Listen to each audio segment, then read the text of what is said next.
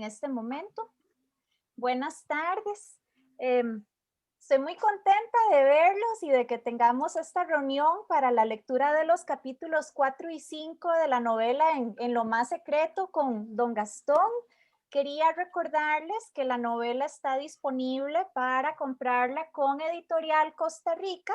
En el chat les estoy poniendo en este momento el enlace de la editorial directamente a la novela. Y también que está disponible en todos los puntos de venta de librería Lehmann en el país. Entonces también en la librería Lehmann la pueden encontrar por si quisieran comprarla. Algunos de los que estamos en esta reunión estamos participando en un grupito de WhatsApp. En este grupo yo les envío el recordatorio del enlace de esta reunión y de pronto también podemos comentar cosas relacionadas con la novela entre una reunión y otra. Si alguno o alguna de ustedes quisiera estar en el grupo y aún no está, comuníquense conmigo con toda confianza. Yo ahorita en el chat les voy a poner mi correo electrónico y mi teléfono. Así que esos creo que son todos los anuncios que tenemos para este ratito. Después de la lectura de los capítulos vamos a tener un espacio de tertulia para conversar sobre la lectura. Y sin más, le paso la palabra a don Gastón.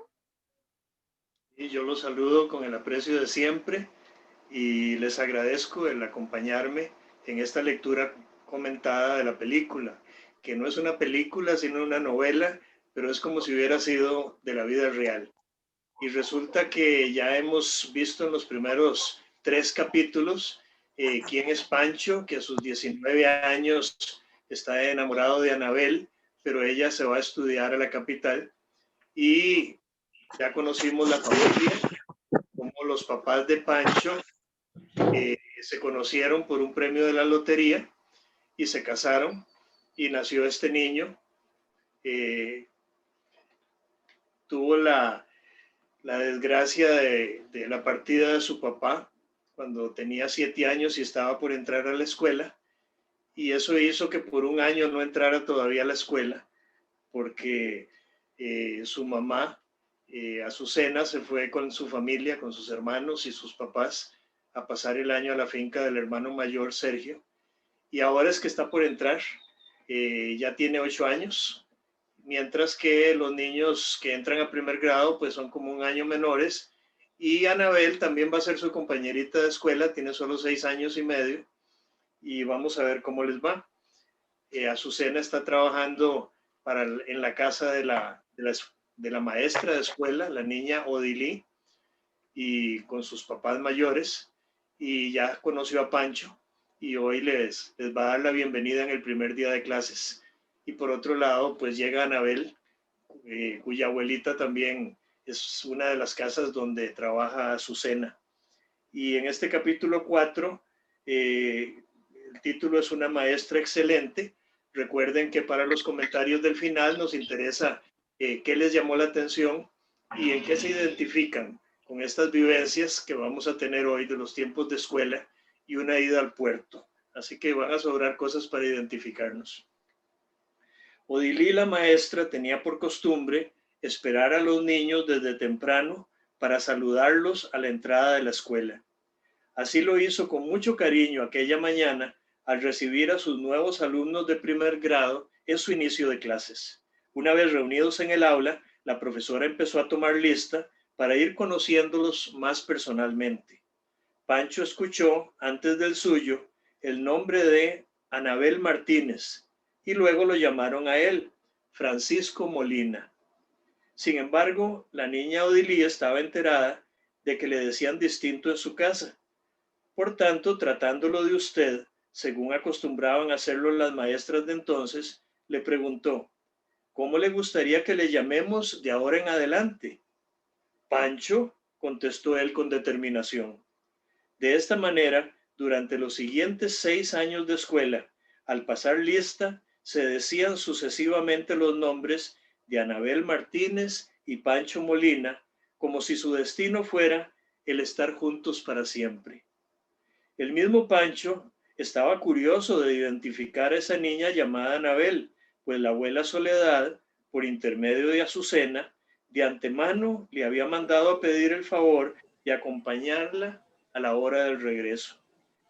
Debido a que ella era de las menores del grupo, con apenas 6 años y medio de edad, su abuela prefería que no volviera sola a casa. En cuanto a Pancho, quien ya había cumplido los 8 años, se sintió muy satisfecho de ser un niño mayor como para que le encomendaran esa tarea. Esta circunstancia particular produjo en él una toma de conciencia de ser su protector. Así, cuando después de un par de meses los compañeritos se burlaron un día de Anabel, pues enredaba las sílabas al tratar de leer en voz alta, Pancho intervino para ayudarla. Durante varias semanas, en el camino de vuelta a casa, asumió la tarea de entrenarla en la lectura, lo que ella agradeció mucho al demostrar en clase que podía leer cada vez con mayor fluidez. Sin cobrar conciencia de esta realidad, Pancho fue percibiendo a Anabel un poco como aquella hermanita menor que había anhelado tener.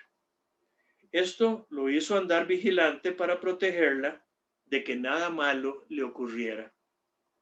Un cierto mediodía luego de clases, durante el segundo grado, él tuvo el presentimiento de que debía seguirla de lejos. Anabel y dos compañeras habían resuelto irse a jugar al río, que estaba en crecida debido a las intensas lluvias de la época. Mientras las observaba desde los árboles, Pancho las miró saltar con cuidado sobre las piedras hasta la otra orilla. Allí se descalzaron para meter los pies en el agua y tirar piedritas en medio de la corriente. Cuando se aburrieron del mismo juego, las otras dos niñas volvieron a ponerse rápidamente sus zapatos y con agilidad atravesaron el río. Anabel se quedó atrás, pues siendo más lenta, apenas se calzaba para correr tras ellas. Pancho vio cómo ella intentaba brincar sobre las piedras hasta resbalarse y caer al agua sin remedio. A pesar de que la niña chapoteaba para no hundirse, se la iba llevando la corriente. Pancho empezó a correr por la orilla y de un rápido vistazo observó que a unos 70 metros río abajo, este doblaba hacia la derecha, donde había un árbol caído atravesando con sus ramas hasta el centro de la corriente. Entonces se lanzó al agua para nadar en dirección hacia donde ella se acercaba, y cuando pudo interceptarla, la agarró firmemente e hizo esfuerzos por lograr que la misma fuerza de la correntada los llevara hacia las ramas de aquel árbol en medio del río. Afortunadamente lograron asirse a una de ellas, aunque la presión amenazaba con arrastrarlos más abajo hacia un sector de rápidos entre grandes rocas. Después de varios intentos, Pancho consiguió ayudar a Anabel a subirse sobre el ramaje y poco a poco ambos pudieron gatear agarrados de los tallos hasta alcanzar la orilla. Empapados y confundidos mientras trataban de asimilar lo que había pasado, se alejaron del río con una sensación de gratitud a Dios por estar vivos, pues estuvieron a punto de morir ahogados. Antes de llegar a su casa, Anabel le hizo prometer a Pancho que nunca contaría a nadie lo ocurrido, porque temía un castigo de sus padres si se enteraban. Los papás de ella eran personas estrictas que se dedicaban al comercio. Sus hermanos mayores, desde que se hicieron adultos, no vivían con ellos, ya que Anabel había nacido cuando el hermano que la precedía en edad cumplió los 13 años. Tanto su mamá como sus mismos hermanos crecieron en San Martín del Campo, dado que era el pueblo de la abuela Soledad, quien había enviudado muy joven y criado allí a sus 4 hijas con grandes sacrificios. Una de ellas, la madre de Anabel, tuvo la suerte de casarse con un buen comerciante de apellido Martínez, que venía de fuera. Él fue quien construyó la actual residencia familiar, una de las más grandes del pueblo. El papá de Anabel se dedicaba a comprar directamente de los agricultores el producto de sus siembras para venderlo luego al por mayor en una empresa distribuidora establecida en la capital provincial. Por tal razón, él y su esposa, quien lo ayudaba en el negocio, tenían otra casa en esa zona urbana y solo se trasladaban al pueblo durante los fines de semana, mientras Anabel permanecía con la abuela, que en la práctica se había convertido en su verdadera mamá. Pancho siempre había visto de lejos a los padres de Anabel cuando estos bajaban al pueblo, sin aproximarse nunca a ellos. La única ocasión en que los tuvo más de cerca fue con motivo de su primera comunión, a finales de ese mismo año en que la salvó de ahogarse. Durante todo su segundo grado, Pancho, Anabel y sus compañeritos venían asistiendo los sábados en la mañana a las clases de catecismo que impartía uno de los frailes jóvenes del convento. Por distintas razones, su madre, Azucena, y la niña Odilí, su maestra, participaron también a lo largo de ese proceso.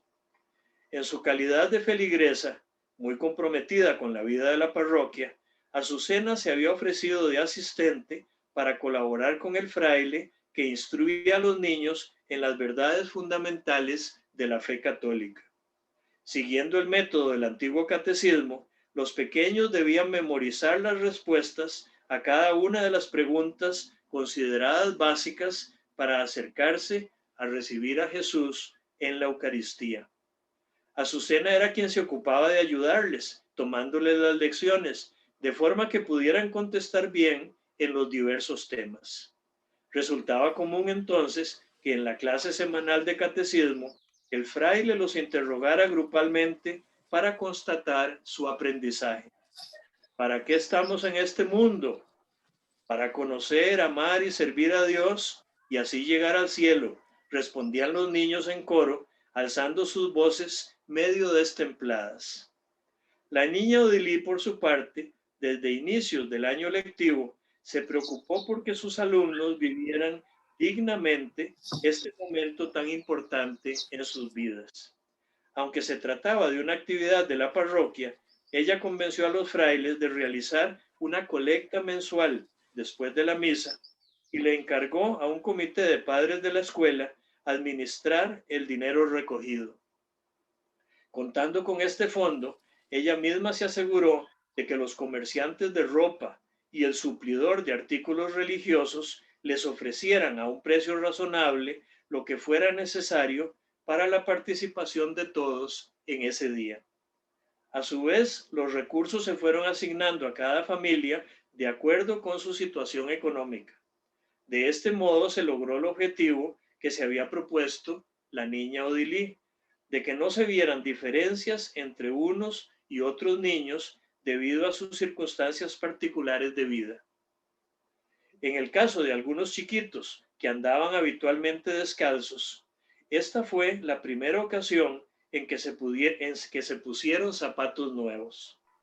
Llegado el momento, las niñas lucirían preciosas con sus vestiditos blancos de vuelos, mientras que los varones estrenaban pantalones cortos de color azul marino y camisas blancas de manga larga. Estos tendrían un lazo muy elegante en su hombro izquierdo y ellas un delicado velo sostenido sobre sus cabezas con una diadema rematada de florcitas. Además, se les proporcionó para sostener en sus manos durante la ceremonia una candela decorada con símbolos religiosos y un librito ilustrado de oraciones que algunos conservarían por muchos años. No podían faltar, sin embargo, las estampitas con una imagen eucarística y en el reverso la leyenda de "Recuerdo de mi primera comunión", junto al nombre completo del niño, el lugar y la fecha del evento. La niña Odilí se había encargado personalmente de que en una imprenta de gente amiga le imprimieran un cierto número de estampitas para cada alumno. Estas serían intercambiadas con los amigos más afines y se entregarían a los familiares cercanos a manera de obsequio después del rito religioso. Todos estos preparativos contribuían a aumentar la ilusión que sentían esos chiquitos conforme se acercaba el ansiado día, porque no se trataba solo de llegar bien vestiditos para una celebración especial ante la gente del pueblo. Los emocionaba primordialmente una sensación novedosa de misterio que percibían en su espíritu, de poder entrar en contacto íntimo con Dios al recibirlo en la sagrada hostia por primera vez. En el feriado del 8 de diciembre, día de la Inmaculada Concepción, se realizó esa primera comunión en la misa del pueblo. Como buenas amigas, Odilí y Azucena se sentaron juntas en una de las bancas laterales del frente, a contemplar emocionadas cuando estos pequeños, uno por uno, desfilaban hasta el altar para recibir el Santísimo Sacramento. Conociéndolos individualmente a todos, en su corazón les deseaban que Dios los bendijera hasta convertirse un día en hombres y mujeres de bien. A la salida de la ermita, una vez concluida la celebración, los papás de Anabel, junto a esta y la abuela Soledad, se toparon casualmente con Azucena y su hijo. Los hermanos mayores de la niña, quienes habían venido de la capital para estar en la ceremonia religiosa, prefirieron regresar a la residencia, mientras la gente cercana a los niños se dirigía al saloncito de reuniones del convento. Allí las mamás habían preparado para los concurrentes un rico café, acompañado de pastelitos dulces y salados.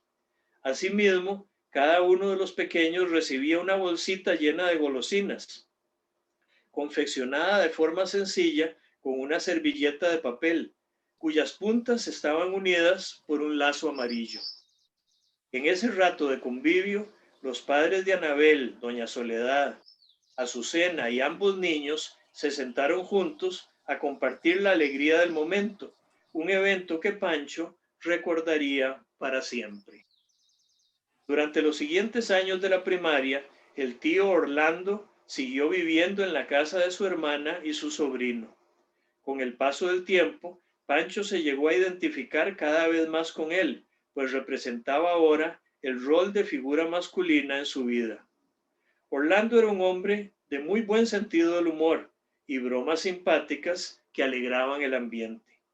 Así, no solo se constituyó en un buen apoyo en el trabajo, sino que también escuchaba y aconsejaba a Azucena en esta nueva etapa de su viudez.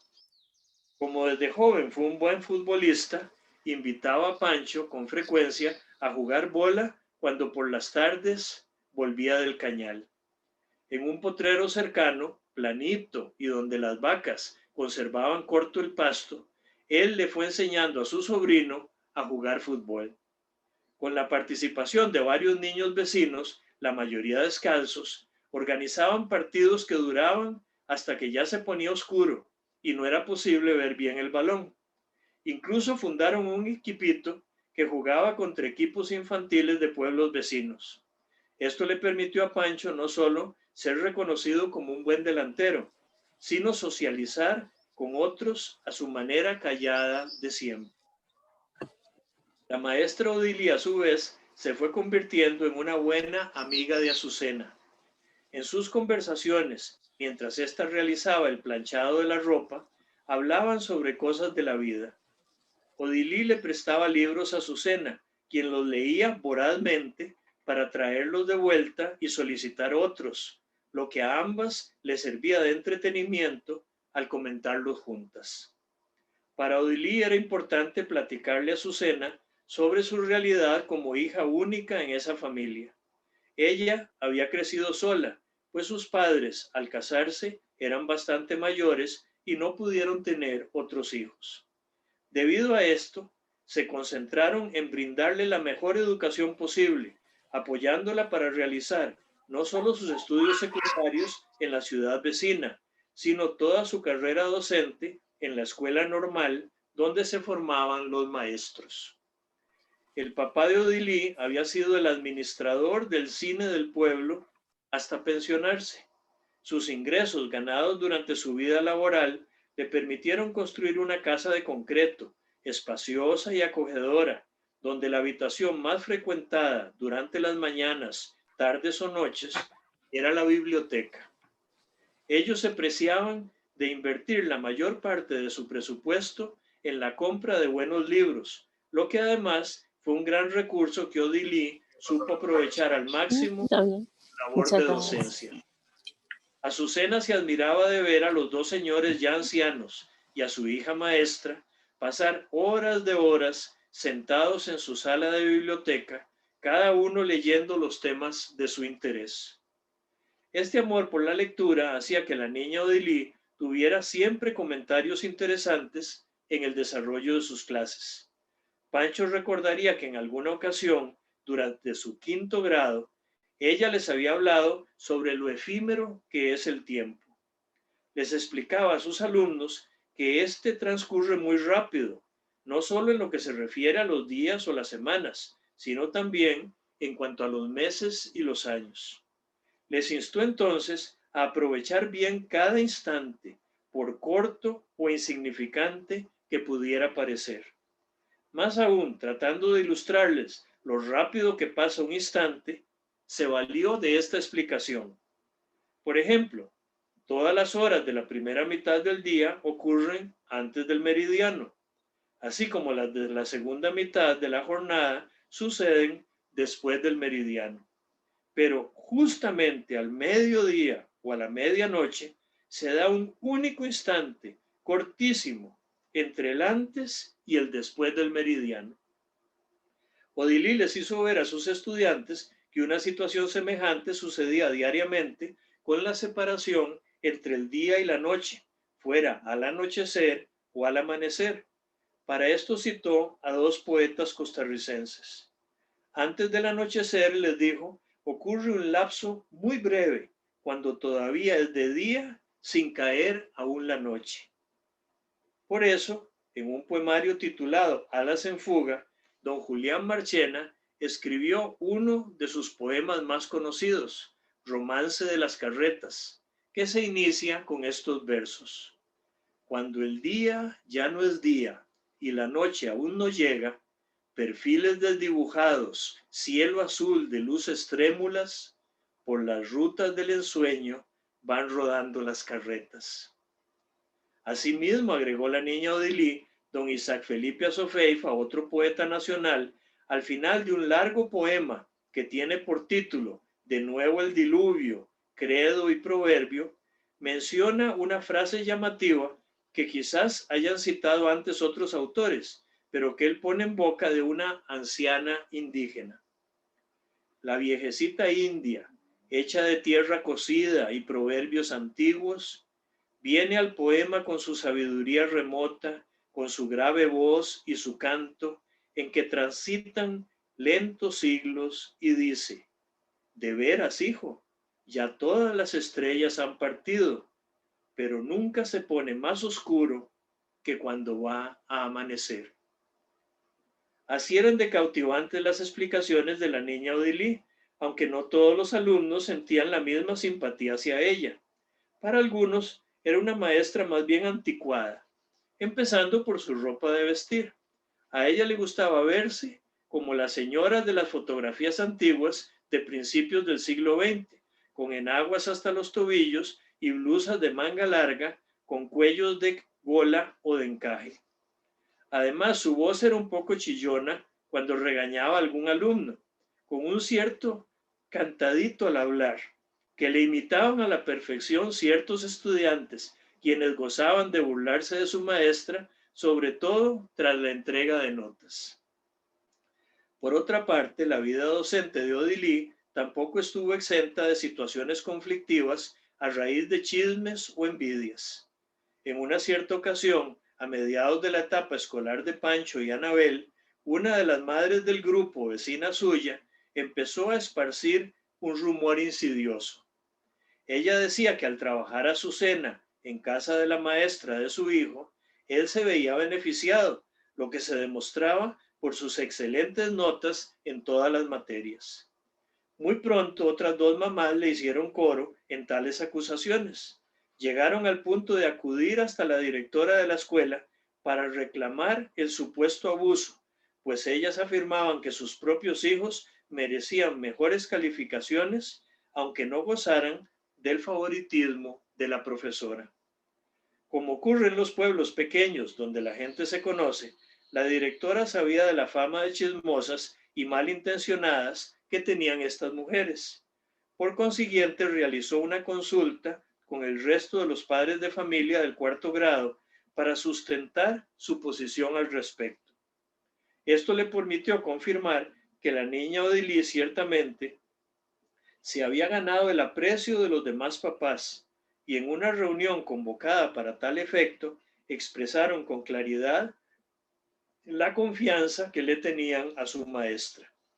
De hecho, los mismos alumnos manifestaban también una sincera admiración por la capacidad académica de Pancho y su disposición de ayudar a sus compañeritos en temas de estudio. En fin, la directora cerró el caso, para vergüenza de las denunciantes, haciendo un llamado general de no dejarse llevar por cuentos o patrañas inventadas contra una docente que merecía el respeto y la admiración de todos. Nada de estas bajezas le impedía a la niña Odilí dar sus clases con entrega y pasión. Muy al contrario, ella siempre supo reconocer las fortalezas y debilidades de cada uno de sus alumnos y los estimulaba a aprovechar al máximo sus talentos. En cuanto a Pancho, Odilí pudo intuirle muy pronto su innegable inclinación por la poesía, de manera que lo ponía a leer poemas de diversos autores. Anabel desde pequeña le ayudó a desarrollar su gran potencial para el dibujo. Por tal razón, a menudo la ocupaba como su asistente para que le hiciera imágenes en la pizarra con tizas de colores sobre los distintos temas que iban viendo en clase. Con este mismo fin, la maestra organizaba a veces actividades extracurriculares para fomentar la originalidad e inventiva de sus alumnos. A mediados del último año escolar, la niña Odilí les pidió que fabricaran algo creativo con distintos materiales que pudieran exponer luego en la siguiente reunión de padres convocada para tal efecto. No solo los niños se esforzaron por mostrar sus mejores habilidades, sino que la asistencia de los papás superó con creces lo acostumbrado. De esta manera, los niños se propusieron cada proyecto con antelación, desde recetas de cocina y trabajos de bordado o costura hasta distintas artesanías y maquetas. En esa ocasión, como había sucedido ya en los primeros meses de escuela, la abuela Soledad mandó a pedirle a Pancho, a través de Azucena, que viniera varias tardes de la semana a la residencia de los Martínez para colaborar con el proyecto que Anabel se había ingeniado. Como buena dibujante, ella hizo un diseño de cómo debía lucir un típico pueblo de campo, con su iglesia, su plaza y su escuela, sus negocios, casas y árboles, además del movimiento de gentes y animales que ocurre en una verdadera comunidad rural.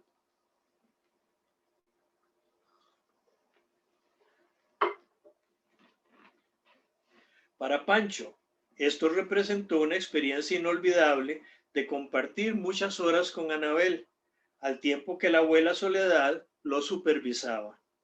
Él, con su acostumbrada habilidad manual, cortaba y construía todos los elementos fabricados con cartón o madera, mientras que Anabel diseñaba cada casita o edificio, al igual que las calles arboladas o los patios con animales domésticos, para luego colorearlos de maneras llamativas.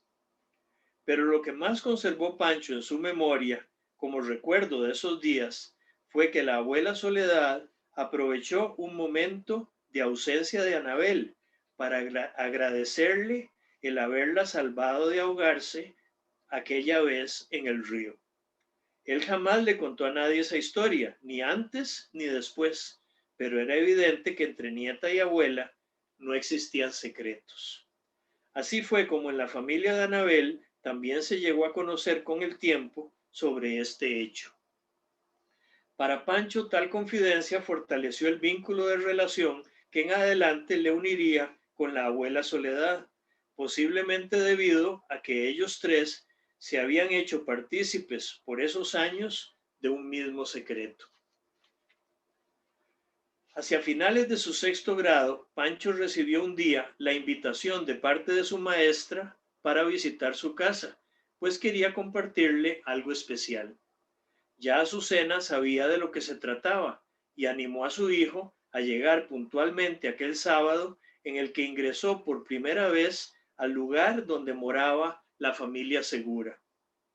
Aunque la amistad entre Azucena y Odilí había hecho de esa residencia su punto de encuentro, su hijo Pancho la observó siempre de lejos y con cierto respeto, dado que allí habitaba su admirada maestra. En esa mañana, cuando por fin ingresó al recinto donde vivía la niña Odilí, tuvo la sensación de entrar en una nueva etapa de su vida, menos infantil y más adulta, que transformaría en adelante su manera de ser. Odilí quería que conociera personalmente su biblioteca, porque sabía muy bien que Pancho no podía continuar sus estudios secundarios, ya que debía dedicarse a trabajar en el campo una vez terminada la escuela. En sus pláticas con Azucena, Odilí se enteró de que el tío Orlando había empezado una relación de noviazgo a partir del último encuentro familiar de los Arroyo. Allí él conoció a la hermana menor de una cuñada suya, quien los pudo acompañar durante el último fin de semana de esa temporada. Ella estudiaba para ser maestra e iba a la mitad de su carrera. Debido a esto, Orlando planeaba regresar a su pueblo en unos 2 años, al graduarse ella, para formar su propia familia. A Pancho le correspondería desde entonces ganarse su sustento como joven adulto y administrar convenientemente el cañaveral que su papá le había heredado. Tras saludar a los padres de Odilí, Pancho penetró con pasos solemnes en la sala de biblioteca como quien ingresa a un templo. Miraba fascinado esa estancia repleta de libros que guardaban caudales de conocimiento y sintió en su corazón algo semejante a los descubridores, que después de una incansable búsqueda llegaban finalmente a la cámara donde estaba el tesoro escondido. La niña Odilí se sentó junto a él para decirle con cariño: el motivo de esta invitación es que estoy convencida de que usted, Pancho, seguirá estudiando toda su vida. En su caso no se dan las condiciones para asistir al colegio y mucho menos de asegurarse una educación superior. Lamentablemente, ese tipo de oportunidades no se les ofrece todavía a personas en el campo con responsabilidades laborales. Sin embargo, esta biblioteca será su colegio y su universidad en la medida en que lo desee. Dicho esto, su maestra le fue indicando cómo estaban organizados los libros en los distintos estantes, de forma que él pudiera encontrar cualquier obra con facilidad. Pancho la escuchaba, invadido de un sentimiento de admiración hacia ella e impresionado de encontrarse en ese nuevo mundo del saber al que podía retornar cuando quisiera.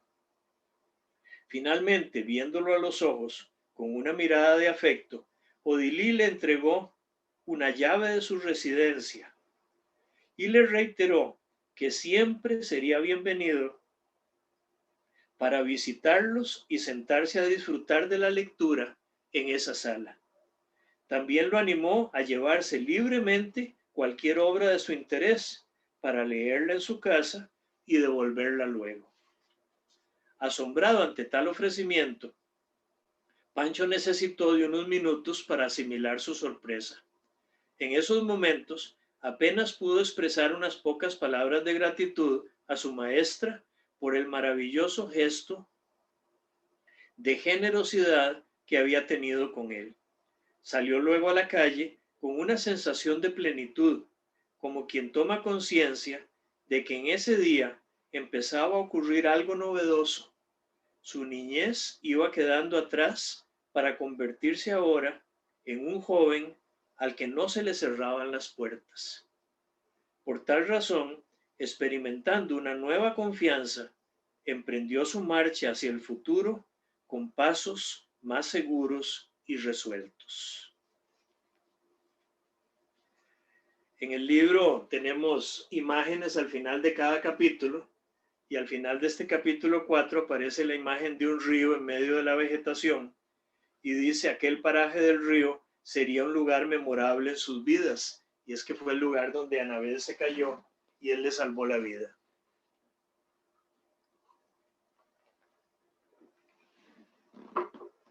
Ahora pasamos al capítulo 5, el segundo capítulo que vamos a leer hoy, que se llama El fin de la escuela. Y es una experiencia que creo que prácticamente todos nos vamos a identificar con ella. Se acercaba el final de la etapa escolar para los alumnos del sexto grado. Desde principios de año, la niña Odilí venía organizando una excursión para ellos con el apoyo de los padres, de manera que pudieran ir a conocer el mar, algo que la mayoría de aquellos niños del interior del país no habían tenido nunca oportunidad de hacer. Para esto recibieron donaciones de parte de las distintas familias, ya fueran enseres del hogar u otras cosas útiles, que pusieron a la disposición de la gente en una venta muy anunciada en todo el pueblo.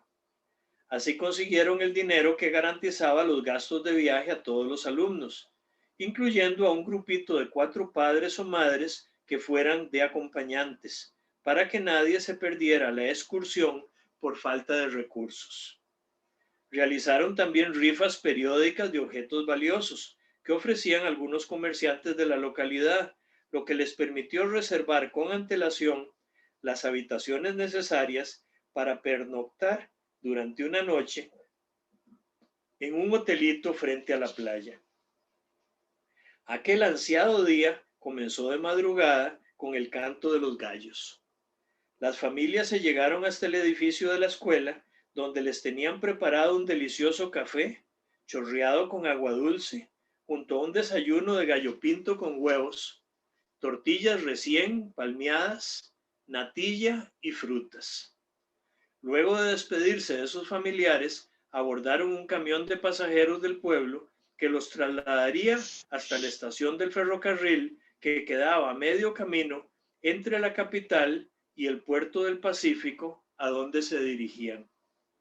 A la hora establecida vieron llegar al tren, se montaron y se distribuyeron en los distintos vagones para comenzar una nueva experiencia ante paisajes muy diferentes de los ya conocidos. En su largo recorrido por la vía férrea, subían o bajaban a través de verdes valles y montañas, llenos de asombro al cruzar ríos caudalosos sobre puentes altísimos que los chicos observaban con gran admiración a través de las ventanas del tren. La mayor diversión, sin embargo, ocurría en cada parada de las estaciones del camino, donde abordaban por unos minutos hombres, mujeres y niños que ofrecían sus productos a los excursionistas. La niña Odilí le había entregado a cada uno una pequeña cantidad de dinero para comprarse algo de comer. Así ellos escogían entre frutas como caimitos o marañones, además de empanadas, cajetas o algún otro comestible, para llevarse el recuerdo de un sabor exótico y diferente de los que estaban acostumbrados en el pueblo. Cuando arribaron al puerto, la vista del mar a media mañana los cautivó por completo. Después de bajarse del tren, caminaron hasta la playa y se quedaron asombrados mirando hacia el horizonte infinito. Era maravilloso respirar ese aire marino tan saludable y disfrutar de esa brisa suave bajo un sol brillante que les calentaba la piel.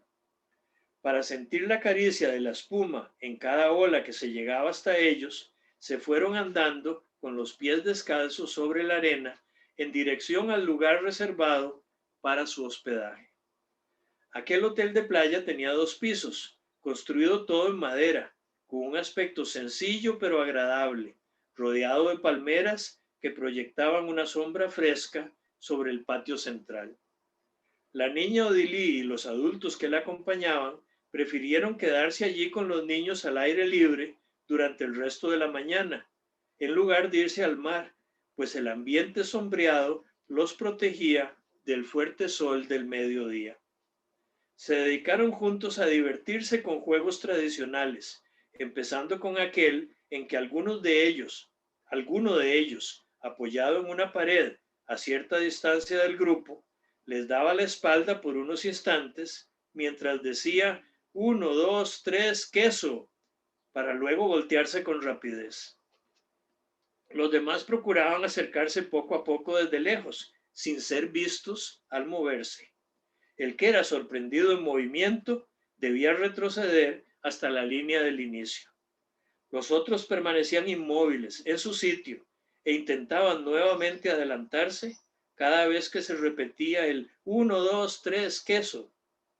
Ganaba, por supuesto, el primero en llegar a tocarle la espalda al compañero que dirigía, sin que lo vieran moviéndose a lo largo del trayecto. También gozaron un buen rato con el juego salero, que consistía en formar un gran círculo, sentados en el suelo, con sus miradas hacia el frente. Un niño o niña hacía rondas alrededor del grupo, llevando consigo un objeto pequeño. En algún momento procuraba depositarlo suavemente y sin que se notara detrás de algún compañerito, fingiendo que lo tenía aún en su mano. Si éste se daba cuenta del engaño, corría para alcanzarlo, antes de que su compañero le diera otra vuelta al círculo y se sentara en su propio sitio vacío. Entre risas, todos gritaban al verlos correr, pero mucho más si quien tenía el objeto a sus espaldas no se había percatado de ello. Con grandes carcajadas le imponían entonces el castigo de realizar la siguiente ronda. Este tipo de juegos los hizo pasar momentos muy entretenidos de alegre compañerismo. Cuando llegó la hora de dirigirse al comedor para tomar el almuerzo que les tenían preparado, pudieron saciar un hambre voraz que reparaba las fuerzas desgastadas en esa jornada tan intensa. Aunque a los niños les resultaba difícil esperar un par de horas para hacer la digestión antes de poder irse al mar, en general ellos estaban acostumbrados a obedecer a su maestra. Así que allí se quedaron, algunos conversando en grupitos, mientras otros ingeniaban nuevos juegos para entretenerse. No faltó, sin embargo, un trío de niños díscolos que procuraron fugarse durante ese rato hacia la playa, pero fueron descubiertos en el intento por uno de los padres que adivinó sus intenciones y los devolvió al grupo. Finalmente llegó el momento que todos anhelaban.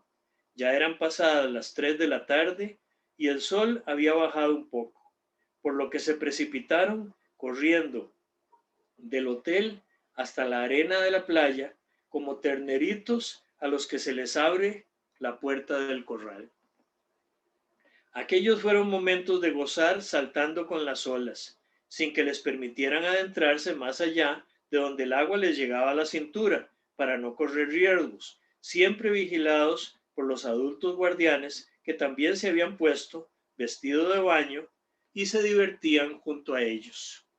La niña Odilí, en cambio, los miraba muy sonriente, sentada sobre un tronco, bajo una sombrilla que la protegía del sol, pero vestida con su atuendo habitual a la antigua, como si estuviera en un día normal de escuela. Algunos de los niños jugaban a construir fosos y castillos en la arena que luego el mar inundaba conforme iba subiendo la marea. Para quienes les gustaba el fútbol, como era el caso de Pancho, uno de los papás acompañantes les ayudó a organizar una reñida mejenga. Los chiquillos se acostumbraron pronto a disputar el balón sobre una superficie tan distinta al zacate de su pueblo y hasta patearlo en el agua cuando la bola caía donde las olas inundaban su campo de juego.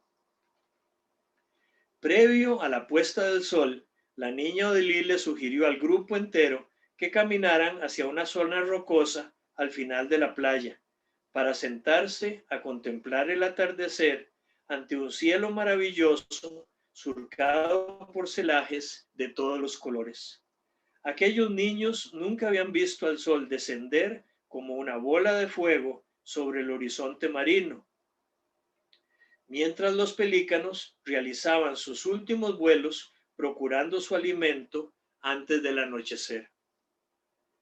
Entonces la maestra, quien conocía de la asombrosa habilidad de Pancho para memorizar poemas, le pidió al oído decirles en ese entorno tan singular el famoso soneto Vuelo Supremo de su admirado poeta don Julián Marchena.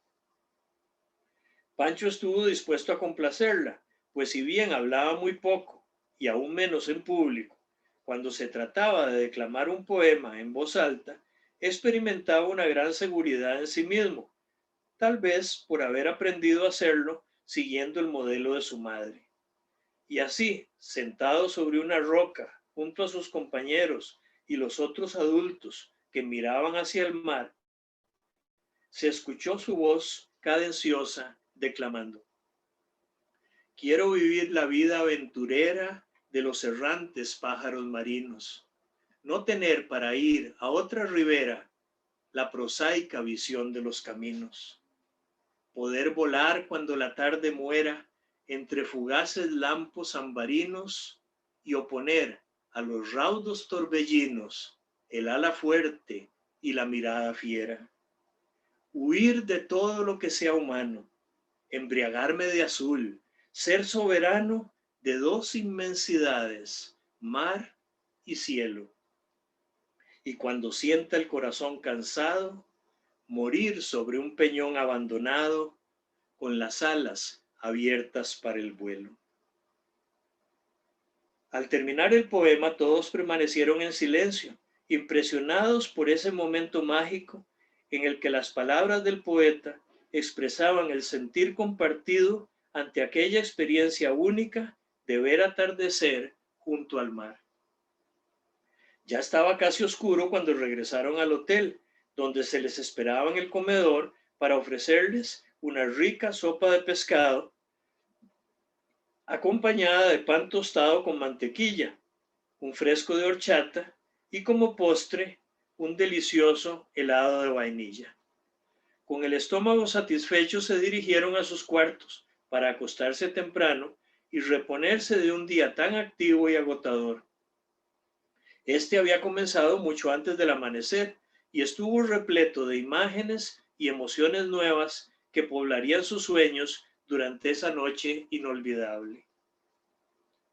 Tras un sueño profundo de varias horas, se fueron despertando, aún antes de comenzar a clarear, para levantarse con nuevos bríos a vivir la segunda etapa de su excursión. Por tal razón, la niña Odilí les propuso comerse una fruta que les tenía dispuesta e irse a bañar nuevamente al mar cuando apenas despuntaba la mañana. La playa estaba desierta, como reservada para ellos solos, con excepción de los pelícanos que ya habían iniciado su pesca matutina. Algunos niños se tomaban de las manos para enfrentar el embate de las olas que estallaban contra sus cuerpos. Otros nadaban en paralelo a la orilla, con brazadas vigorosas. Algunos más corrían por la playa, con una sensación única de libertad en ese ambiente cautivador. Luego de un buen rato en el mar, salieron del agua para acostarse sobre la arena y asolearse un ratito bajo los rayos benéficos de aquel sol mañanero. Después regresaron al hotel a bañarse y vestirse para compartir un buen desayuno. El resto de la mañana se quedaron en el patio realizando algunos juegos colectivos organizados por los papás y mamás acompañantes, que los hicieron reírse a carcajadas al hacer imitaciones de animales o contestar a adivinanzas divertidas. Finalmente, antes del mediodía, recogieron sus cosas para dejar las instalaciones del hotel y encaminarse por la avenida costera junto a la playa hasta llegar a los kioscos instalados para los turistas cerca del muelle. Allí se sentaron a comerse algo ligero, a manera de almuerzo, acompañado de un fresco natural, una ensalada de frutas o un rico Churchill. Este era un granizado con helados al que además del sirope se le agregaba una buena cantidad de leche en polvo y de leche condensada, con un sabor único y refrescante bajo la sombra de aquellos almendros junto al mar. Realmente los niños se sentían encantados de estar juntos, ya que habían aprendido a apreciarse unos a otros durante toda su época escolar. Con los años, algunos de ellos evocarían estos eventos como en el momento en el que acababa su niñez para entrar en la adolescencia, por lo que esta excursión representó una especie de despedida antes de tomar cada quien su propio rumbo. Cuando abordaron el tren de regreso, Anabel se sentó al lado de Pancho para decirle con ojos expresivos: me encantó la poesía que declamaste ayer en la tarde. Entonces le ofreció hacerle un dibujo con ese mismo tema para regalárselo como recuerdo de aquel instante memorable que habían compartido durante el paseo. A Pancho esto lo emocionó mucho, aunque no pudiera expresárselo en palabras. Por un rato se dedicó a escucharla comentar sobre sus planes de completar primero la secundaria para luego asistir a la Facultad de Bellas Artes en la universidad, donde esperaba estudiar dibujo, que era lo que de verdad le apasionaba en la vida. Pancho se alegró por Anabel, pues siempre deseaba lo mejor para ella.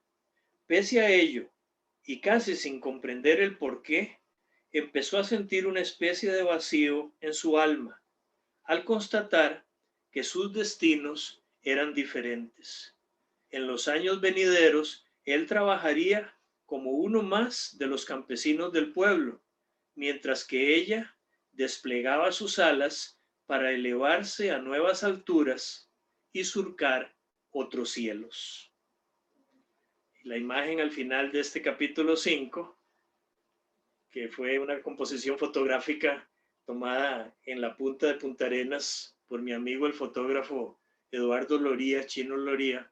Él le agregó unos pelícanos que también había fotografiado en otros lados y se los hizo para que la imagen tuviera todos los elementos que nosotros relatamos en el capítulo.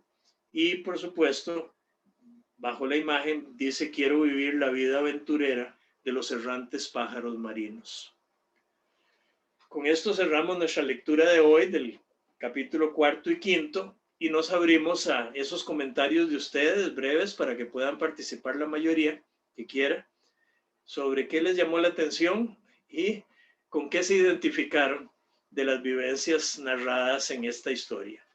Así que los esperamos para que vayan participando con mucha libertad. Ya sabe que para eso estamos acá. Hola Gastón, ¿cómo está? ¿Qué tal? Bienvenida. Es un gusto, Blanca Iris. ¿Cómo le va? A mí me hizo mucha gracia al final me identifiqué con la parte de los donde venden los Churchill. Para mí era una cosa muy linda. Nosotros íbamos a las cabinas San Isidro, nos llevaba mi papá y mi mamá y ir en la noche a comerse un Churchill o una gelatina como en helados era toda una aventura. Así que esa parte me llamó mucho la atención, pero todo está muy bonito. Muchas gracias por compartirlo con nosotros. Gracias, Blanca Iris.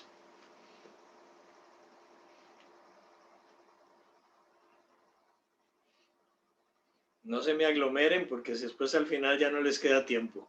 Esa descripción para mí también fue muy vívida, la del Churchill. Así es, Jan. Jan es mi hijo menor.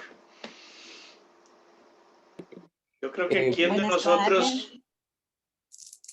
A ver, María. Buenas tardes, Gastón. Un gusto saludarlo y a todos los presentes. Aquí estamos Ronald y yo disfrutando ampliamente de escuchar la lectura.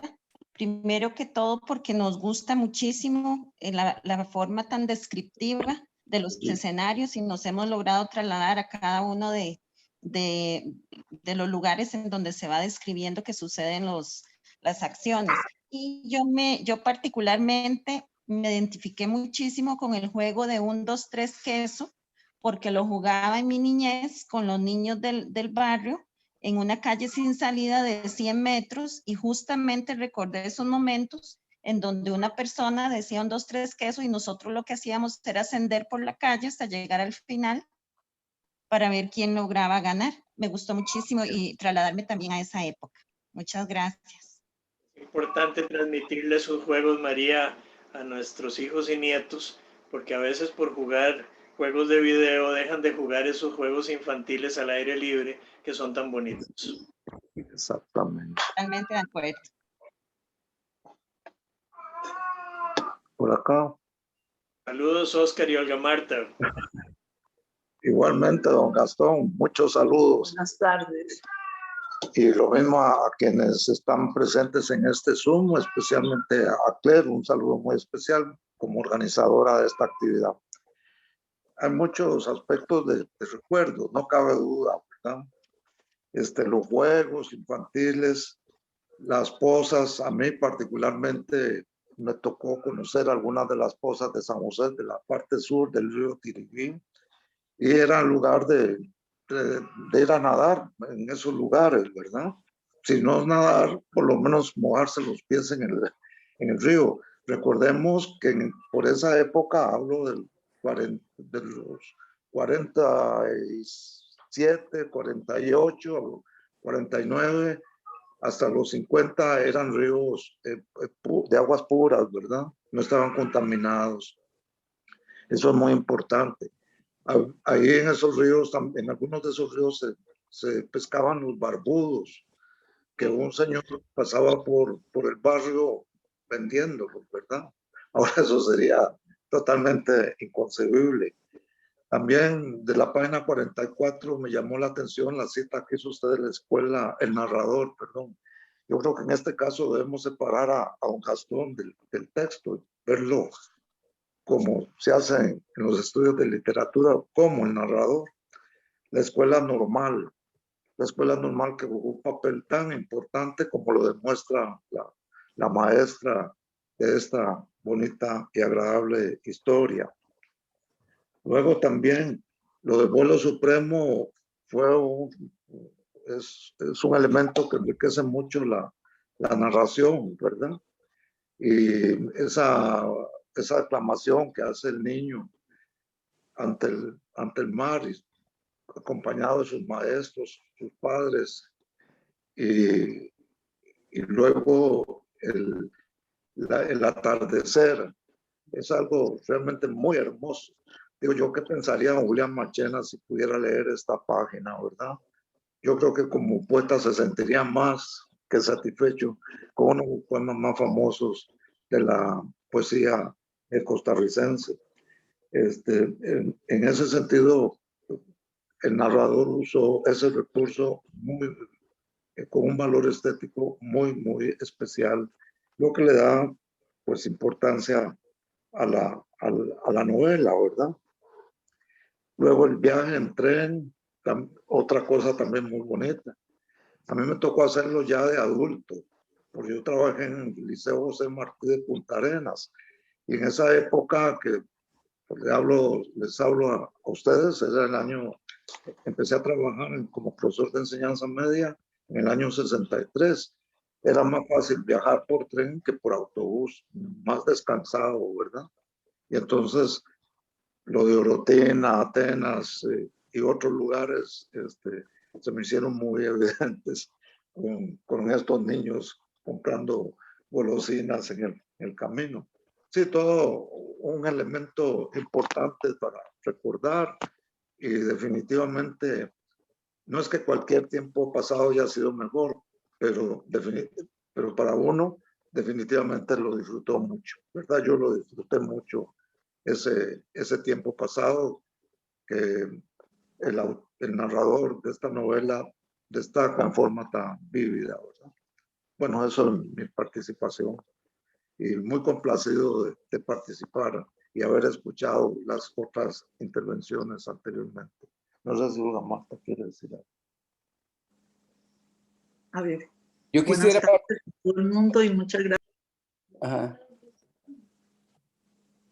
No sé si puedo participar un momentito, Manuel. Adelante, Manuel, y luego regresamos a doña Olga Marta, que se le puso en silencio. Entonces pasemos a don Manuel y ahorita regresamos con doña Olga. Bueno, me alegra mucho poder compartir en esta tercera sesión. No había podido compartir por un tema técnico, básicamente. Yendo al grano, hay un cierto paralelismo en este libro un poco con mi vida. Y yo sé y estoy seguro que hay mucho paralelismo en toda la vida de todos nuestros hermanitos y amigos acá en este compartir de esta tarde. Cuando habla el personaje o el libro o el narrador con respecto a la maestra de Pancho, inmediatamente vino a mi memoria mi maestra de escuela.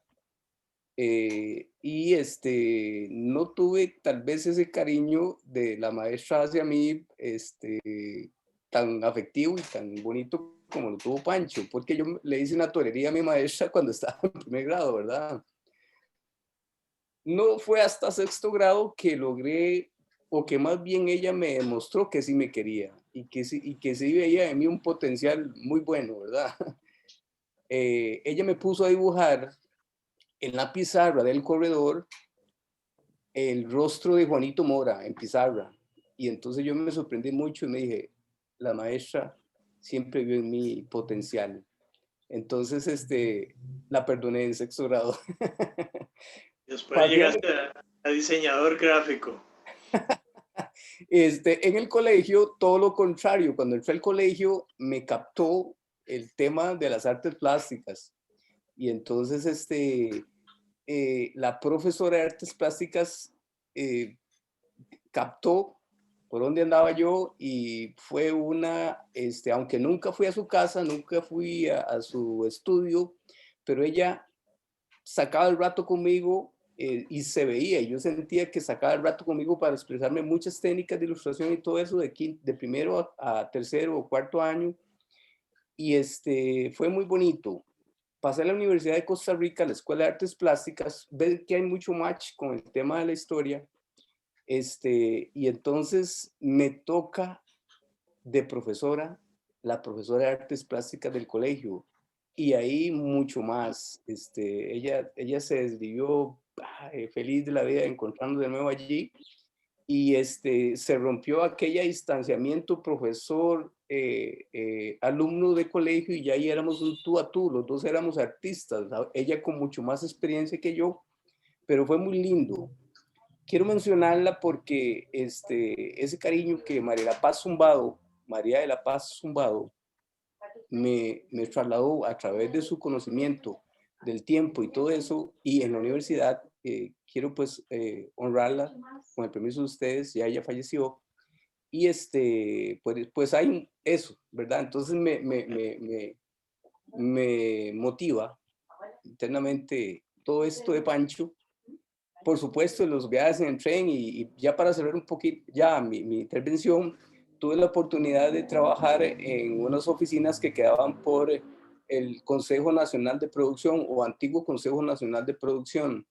Y entonces yo vivía por el lado de San Francisco, agarraba el bus de San Francisco y digo, nada, aquí está aprovechando el tren ahora que está, y me bajaba en Plaza Viquis y agarraba el tren. Cada día que yo usé el tren, me acordaban de esos paseos que mis abuelitos, y que iba con mi mamá a Punta Arenas, y o era el caqueteo del tren, los puentes, las plantaciones, las ventas de caimitos, las ventas de marañones, las ventas de gallina achotada, todas estas cosas, los Churchill, las peripecias de irse a bañar, inclusive a veces eran paseos de un solo día, madrugar y agarrar el último tren y acomodar a costa. En fin, estoy muy motivado, y no solamente hoy, sino de todos los domingos acá. Gracias, y disculpen, me extendí un poquito, pero estoy muy motivado y me identifico muchísimo con Pancho. Hay mucho para Manuel. Gracias, Manuel, y sobre todo por destacar el valor que han tenido las maestras, los maestros que dejaron huella en nuestras vidas. Y por eso ahora queremos oír a Olga Marta también. Sí, claro. Tenemos también, para darle la palabra a doña Olga Marta, también Olguita tiene la mano levantada, y luego don Edgar también tiene la mano levantada. Y yo también, si me permiten hacer la aclaración, de que yo no soy la organizadora de estas sesiones, yo soy el apoyo, digamos, el soporte técnico, pero aquí quien ha orquestado todo esto es don Gastón, por aquello de aclarar. Entonces, primero le pasamos la palabra a doña Olga Marta, luego pasamos con doña Olga, luego con don Edgar. Doña Olga, tiene el dispositivo en silencio, tiene que activar su micrófono.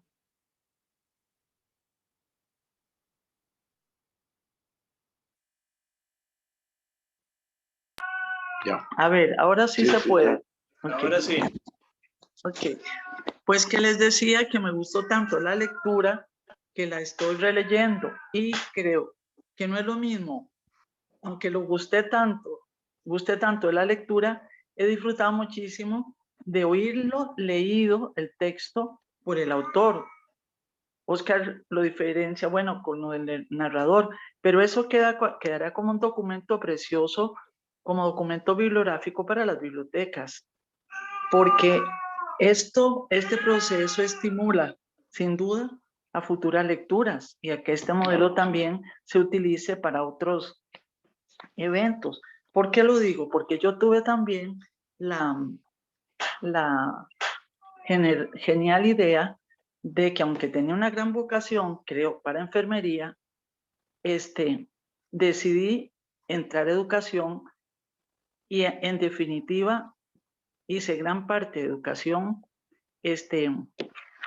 pero también gran parte de una etapa de ser bibliotecaria y me lo había iniciado el gusto por la lectura, que fue primero desde mi familia un libro que me regaló mi tía muy lindo y que se me perdió y empecé bueno, yo lo leí de tapa a tapa, pero cuando se me perdió, lo seguí buscando en las bibliotecas y eso me abrió lo que la maestra Odilí le dice a Pancho, ¿verdad? Que él seguirá su propio autoestudio, digamos, ¿verdad? Autopreparación. Y aquí la figura de la biblioteca se puede destacar mucho, porque en realidad ella lo va señalando. Ella propicia a que al tener la biblioteca a la disposición, la abre totalmente a la capacidad de desarrollar la avidez de Pancho, es decir, de la persona que buscará en la biblioteca, no solamente lo inicial, sino le pueda ir descubriendo. Y esa es una faceta preciosa que se puede destacar cuando este documento de grabación llegue a otras personas y se pueda llevar a trabajo colectivo en las aulas, ¿verdad? Que eso sería precioso. Y claro, por supuesto, la escuela rural, que nosotros también la disfrutamos sin que fuera rural, porque yo estudié en la Escuela América, ahí en pleno San José Centro, ¿verdad? Pero teníamos a las maestras que todas eran mujeres, estábamos en una escuela de mujeres, ¿verdad? Pero nos leían capitulitos. Por ejemplo, a mí me empezaron a leer capítulos de la biografía de Madame Curie. Y eso fue para mí un gustazo seguir leyendo después sobre Madame Curie y lo que ella desarrolló, no solamente la investigación sobre el radio, sino más bien experimentar todo lo que estaba haciendo sin darse cuenta de que el radio le produjo la muerte, le estaba produciendo la muerte, porque ahora nadie se expondría a un proceso de rayos X, ¿verdad? Y pienso ahora entonces también que estos médicos y enfermeras que están ahora atendiendo y todo el personal atendiendo esta pandemia de primera fila es un doble reconocimiento que hay que dar, ¿verdad? Porque están batallando y exponiéndose a novedades. Y me encanta la idea que usa Papa Francisco de llamarlos a los santos de la puerta de al lado. En un texto leído, bueno, que él expresó muy lindo, Papa Francisco dice que él le agradece y nos pide que le agradezcamos a ese grupo de personas que están dando la cara y su vida y que los denomina los santos de la puerta de al lado. Entonces están la biblioteca, los medios de comunicación Y esta forma que ustedes están inventando, tan preciosa, sirve sin duda para futuras lecturas y que este material quede en las mismas bibliotecas activas como ahora se requiere. Buenas tardes y muchas gracias. Muchas gracias a Olga Marta Mena y a su esposo, a Oscar Montanaro, que nos acompañan y que han participado mucho del mundo de la literatura y de la propia editorial Costa Rica que nos publicó esta novela.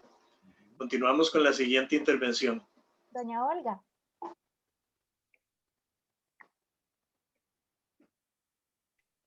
¿Qué fue? No sé. Bueno, Señora, pues, parece que ya Escuchamos, Olga.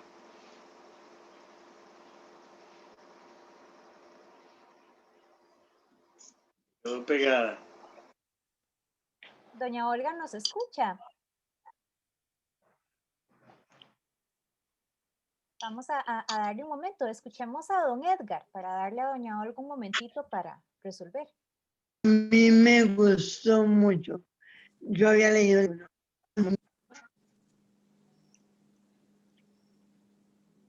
ella no sabe. Doña Olga, creo que puso el micrófono en silencio de nuevo. Hay que activar el audio.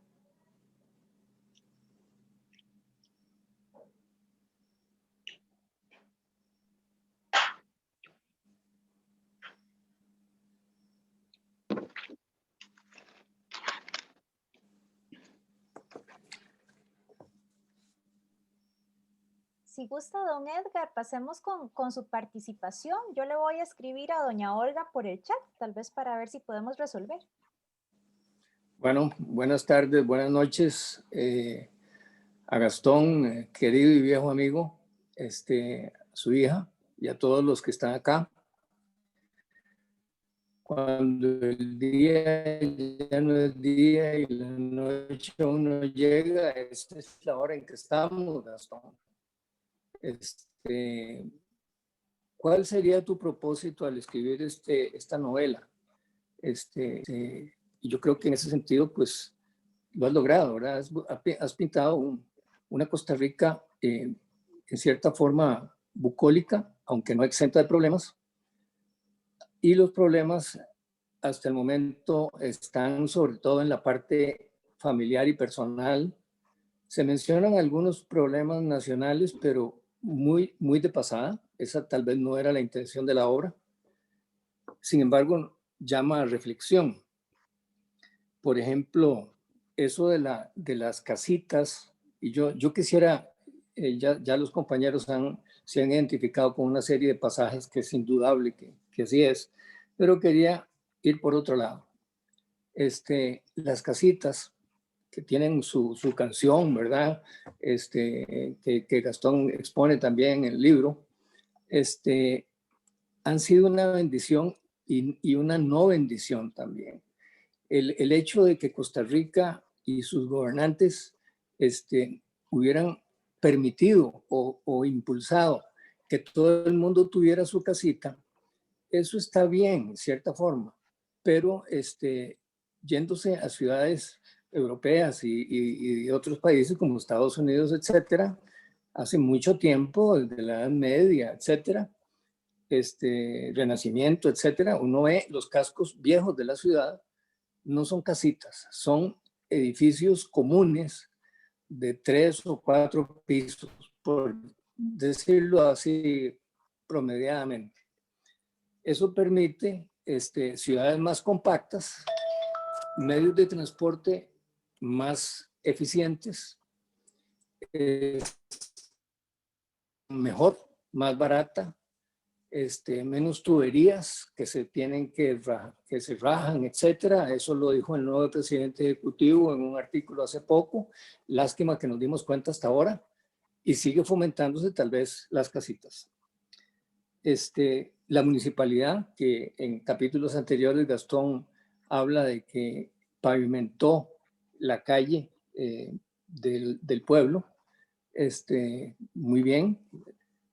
Hoy en día las municipalidades, algunas están haciendo agua, ¿verdad? El índice de la Contraloría que clasifica las municipalidades por su eficiencia, etcétera, de hace unos años para acá, hace ver que hay municipalidades que tienen muchísimo dinero y otras que no tienen recursos ni financieros ni gerenciales para poder hacer. Y la municipalidad de San José sorprende hace poco, donde dice que ciertos gastos de infraestructura los va a cargar en un 50% a los ciudadanos que pagan los impuestos además como un recargo. Entonces, termino señalando que este libro nos pinta una Costa Rica que tal vez fue y que corresponde a nosotros, honestamente y sobre todo en el fuero interno, y dilucidar si realmente algunos de estos tópicos y pasajes que Gastón narra a través de sus diferentes personajes subsisten y se proyectan hacia el futuro o están seriamente amenazados por algo. Bueno, más cosas se podrían decir, como por ejemplo los frailes jóvenes, que también uno podría preguntarse, bueno, ¿y a dónde están ahora los frailes jóvenes? Es decir, sí los hay, pero menos. Entonces, es toda una dinámica que hay que plantearse con ánimo positivo, pero realista. Buenas noches a todos. Muchas gracias, Edgar. Muchas gracias, don Edgar. Doña Olga, ahorita sí, ya puede activar su micrófono y ya lo escuchamos.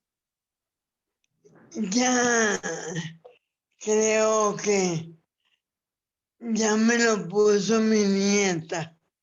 Qué bueno, Olga.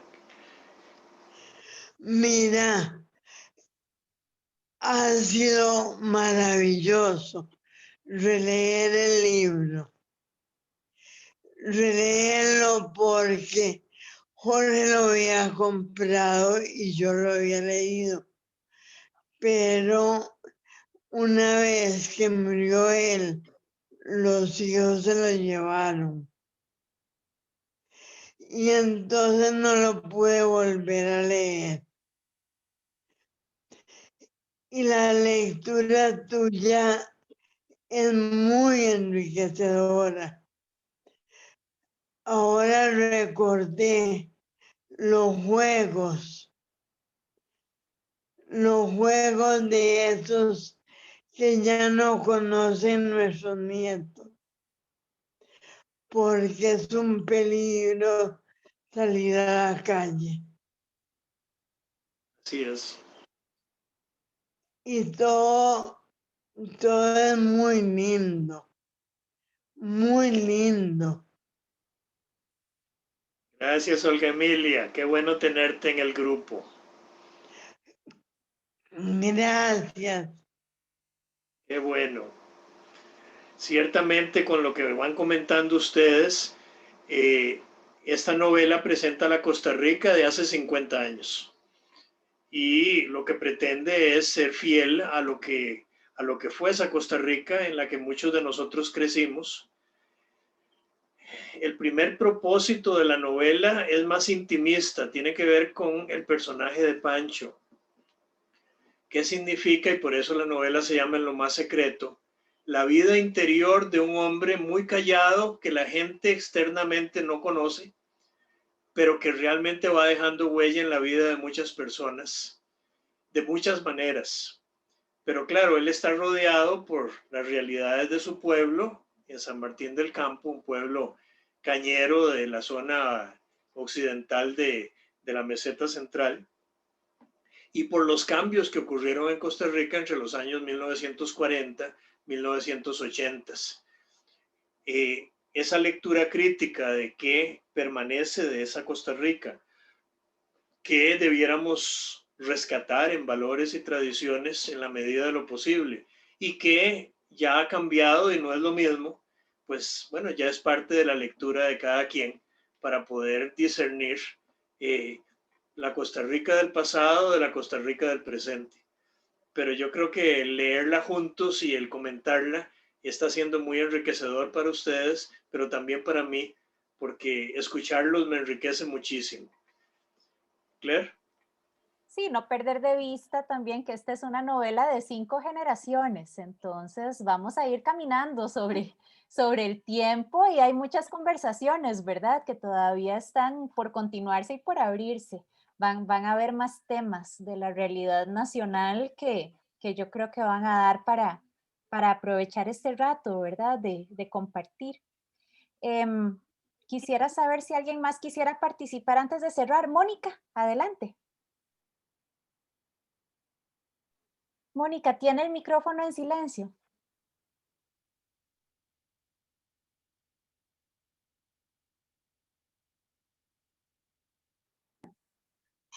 Es que lo tengo. Ya. Ya. Ok. Ahí hay muchas cosas que hay que sacar ahí que son de recuerdos, que la primera comunión, que ya me imagino con poquitas cosas y muy sencillo a lo que uno está acostumbrado, ¿verdad? Yo hice en el 70 y algo, hice yo la primera comunión y ahí hay cosas que uno recuerda y de Punta Arenas y todo eso, pero ahí hay que seguir recordando así, pero ahí me vino a la mente mucha cosa bonita de mi infancia, ¿eh? Y Muy muchas bien. gracias por recordar, por la invitación ahí, siempre muy atenta y muchas gracias.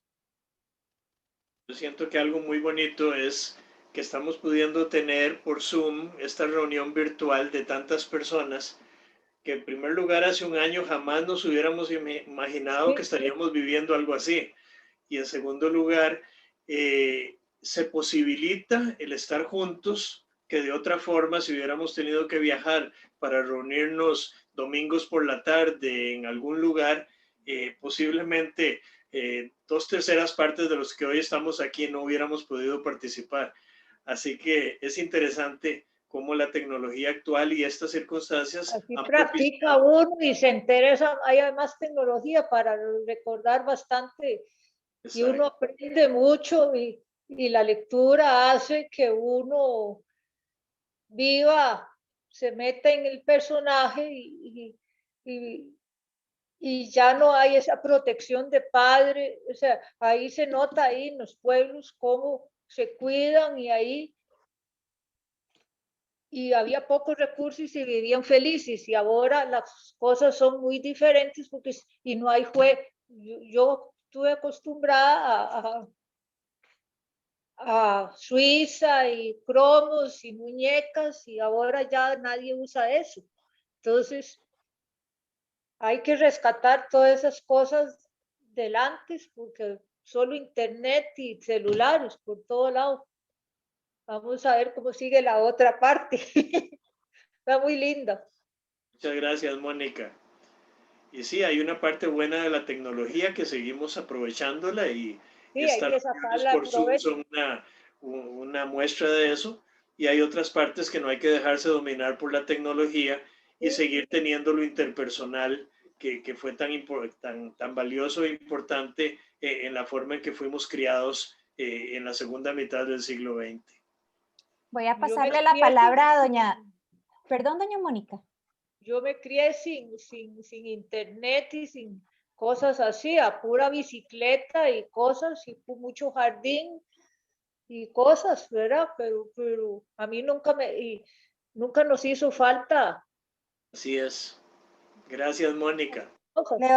Le voy a pasar la palabra a doña Joana y después de eso ya vamos a hacer el cierre de la reunión. Muchas gracias, buenas noches. Me gustó mucho, como dijeron antes, la parte de los juegos, ¿verdad? El famoso 1, 2, 3 queso, ese tipo de juegos que tal vez no en el mismo contexto en el que se narra en la obra, pero sí, por ejemplo, en el barrio con los primos que vivían muy cerca de la casa de uno, también muchos familiares que vivían muy cerca, gente del mismo barrio con la que uno también caminaba hasta la escuela y volvía, ¿verdad? Como este chiquito que acompaña a la chiquita, pues uno iba con los hermanos y con los amiguitos y vecinitos, porque todos íbamos a la escuela de la comunidad, ¿verdad? Entonces eso me trae muy buenos recuerdos, también el aporte de la maestra como una persona que se dedica a ser vigilante de sus alumnos en cuanto a talentos y pasiones y encaminarlos por allí, ¿verdad? Esa habilidad tan grande que tienen las maestras para, con un ojo como de águila, extraer como la esencia de lo que a uno le gusta e irlo motivando por ese lado. Y me hizo recordar que yo en la escuela habían patrulleros y cruzrojistas, ¿verdad? Y se usaba una gorrita especial y yo era de Cruz Roja y terminé estudiando en la profesión del área de la salud, ¿verdad? Entonces, cómo eso se va estimulando desde la escuela y finalmente un poco como para rescatar y traer del pasado hacia el presente y proyectarlo hacia el futuro, el regalo de Navidad que les hice a mis sobrinas pequeñitas, las menores tienen 7 y 5 años, este año lo que la tía les regaló fue un mecate. Entonces fue un regalo que me salió pues baratísimo en términos monetarios, pero que es muy valioso en términos no solo de su utilidad práctica como elemento para fortalecer pues relaciones sociales y ejercicio, sino de sentido, ¿verdad? Esta transmisión de valores y de culturas. Y ellas pues vieron un mecate arrollado que se compró ahí en la ferretería con un lacito, eso, así fue como lo envolví, le puse un lacito nada más. Y después estaban muy felices porque les enseñamos juegos con el mecate, ¿verdad? Entonces, diferentes tipos de juegos que se podían jugar solitos, bueno, con alguien que les ayudara, o ellos solitos como una suiza, o en grupo, y resulta que salimos a jugar a la calle, y de repente los vecinos de a la par y de todo, que son señores que tienen como 70 años, estaban brincando mecate con nosotros también, jugando a altura, y chilillo, y demás. Entonces la novela nos hace pensar en el pasado, pero sí sentimos cierta nostalgia por el pasado, una nostalgia saludable, creo yo, de agradecimiento. Sin embargo, nos motiva también a hacer esto, ¿verdad?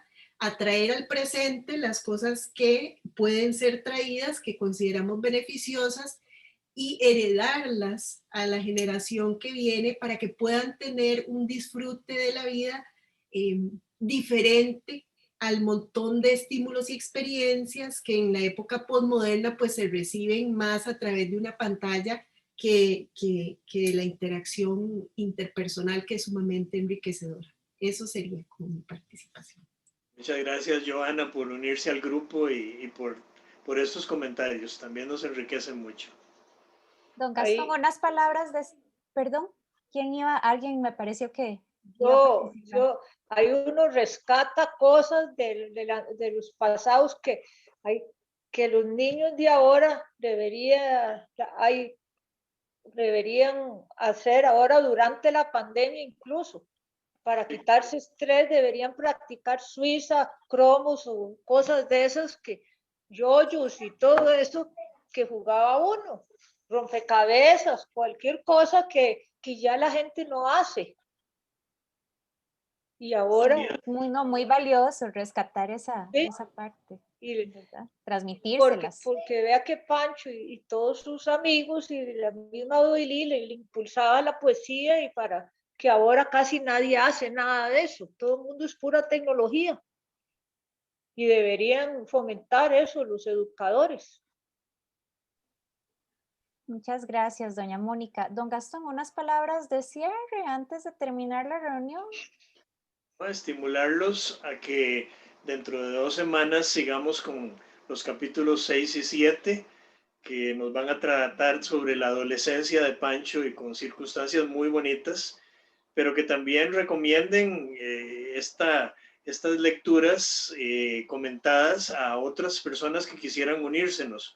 Es muy sencillo porque Claire nos va mandando la grabación de cada una de las 3 sesiones que ya llevamos.